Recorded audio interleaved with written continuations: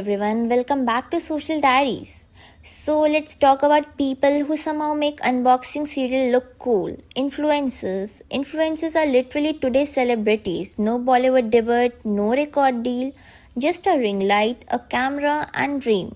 From fashion reels to tech reviews, they have built entire careers out of content creation.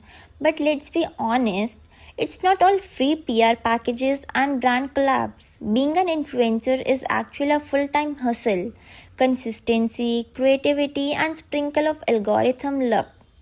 What fascinates me most is how they shape trends. We see one makeup tutorial go viral, and suddenly everyone's trying the clean girl aesthetic.